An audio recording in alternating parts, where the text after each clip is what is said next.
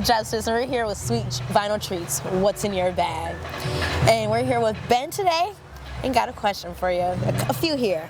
First of all, what brought you to Vinyl Vittles? Well, so I think I've been to almost every one. I know I've seen you a bit, so yeah.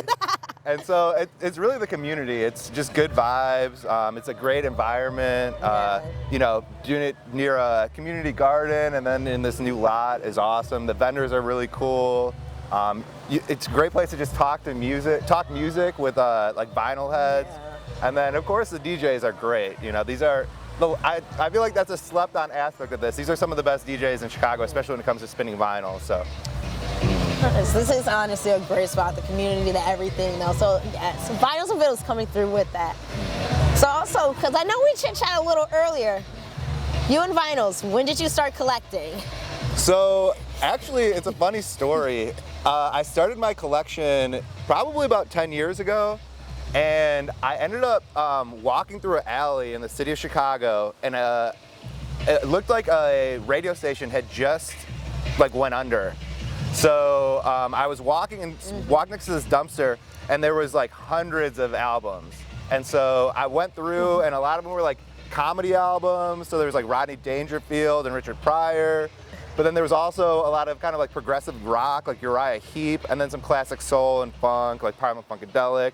And it was a Spanish language station, and only about like a third of the records that I probably pulled 30 records and like ran back to the car and was like, hey, look what I found. Yeah, I got this. But only about a third of them worked.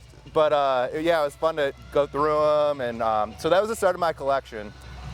Okay, so for anyone who is like just starting to collect vinyls, what would you suggest as a starting point?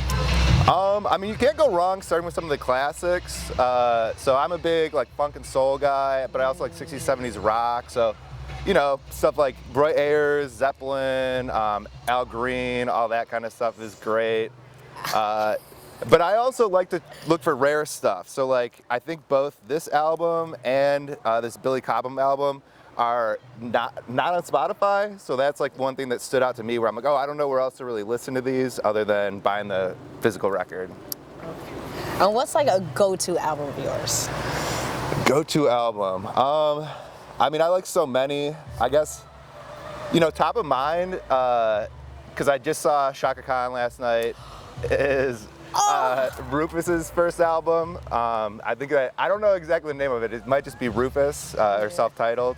Because she played, what song is it?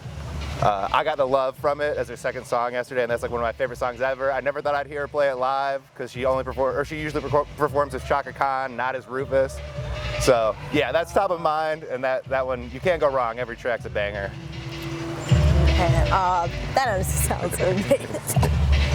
Oh gosh, so thank you so much, honestly, for doing this interview. You're great. I love your story, the fact that you just finding and just, I can imagine just like hauling away like, yes, got the jackpot. Well, I appreciate it. Happy to be here and great talking to you. Thank you. Thank you.